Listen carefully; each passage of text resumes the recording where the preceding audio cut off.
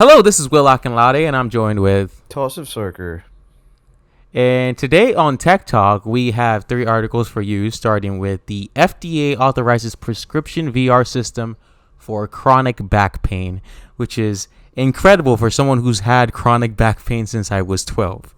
The system is meant to be applied through a VR headset, and it will contain a series of activities and fun games that help with already approved techniques for Mm. relieving back pain.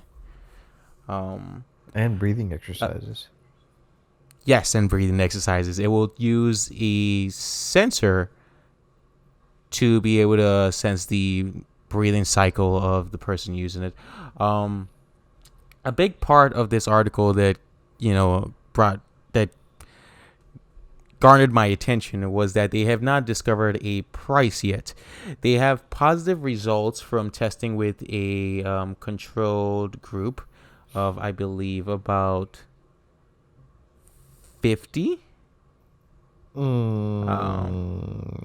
50 people or 50%? Yes. But two controlled groups, one using the normal techniques and medicine for chronic back pain, and the others using this VR headset.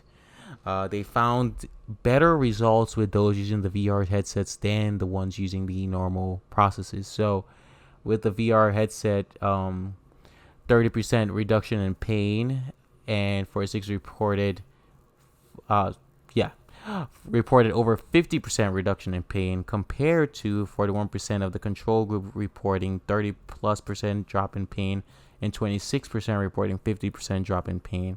And the results were even better after 12 weeks. Mm-hmm. So seeing that they have these great results, I can only imagine, this being in the medical field, when the price does come out for these, it's going to be atrocious compared to just a normal VR headset.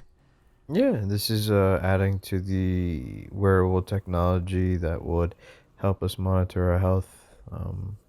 It says in the article that last year the FDA approved a prescription-based Apple Watch app, which is really cool with this whole telemedicine, teletechnology Oh, from. and a prescription video game. So Yes. it's going to have add-ons, which is going to make it even more, expensive. So that's fantastic. They're going to definitely profit from this, but the potential good that it could do for people, it would be fantastic. We just don't know how many people who do suffer from this will be able to get it. Mm-hmm. Probably would just be just, the rich. The next article we have is liquid to vapor cooled cable beats the heat for 5-minute EV charging. Yeah, it's pretty EV being incredible. electric vehicle. Um, Yeah. yeah, for electric vehicles, the biggest thing with the EVs is that you would sit in your car for like an hour and a half. You're trying to get supercharged, or you would need like a charging outlet in your house, where this liquid to vapor cooled cable is theorized to charge your vehicle in 5 minutes or less, or in 5 minutes as opposed to the hour. That's incredible. The amount of energy that you need to transfer into your battery it's enormous, and you could only imagine that an enormous amount of heat would be generated. So the to So dissipate that heat, you would need to use like a method that we use in computers. You were saying? that's fantastic. So I just a question for you: this is in comparison to the 1 hour charger, not the 8 hour one? I believe this is supercharging. Okay, Yeah, I think that it's is supercharging. incredible. It's being accomplished by some students. It's been worked on for about 37 years, Yeah, which and they're is using phenomenal. they're using liquid cooled technology, but this is liquid to vapor, so they're changing the state of the state of the material you with the heat, and apparently that allows for size reduction and better heat processing efficiency, which was pretty Yeah. cool. Instead of just it being straight liquid, it'll heat up, turn into a gas, rise up, and then it's really interesting how this would be applied. Yeah. Very impressive, very futuristic.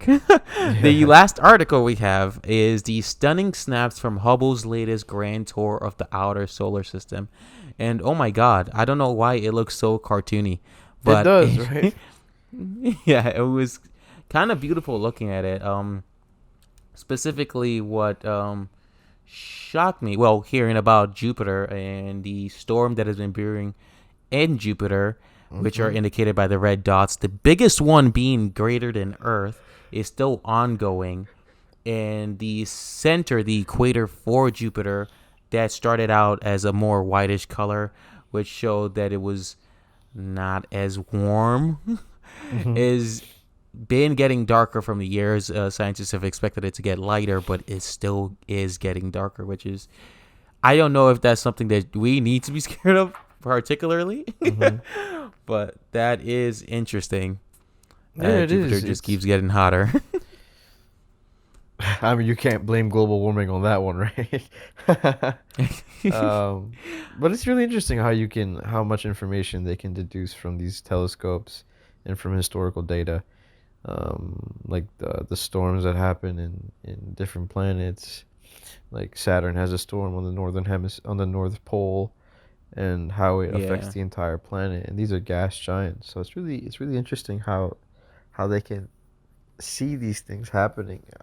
It would I don't know if it's I don't know if they're like looking at these storms in real time. They're just deducing it based off maybe the swirls that it forms, like how our weather maps. Like if there's a tornado, there's like a swirl of clouds. Maybe that's what they're using it. But it's really cool that they can see these happening so far away, and these are probably not even happening like at that moment. You know what I mean? Because Yes, because because it's it's light like years away.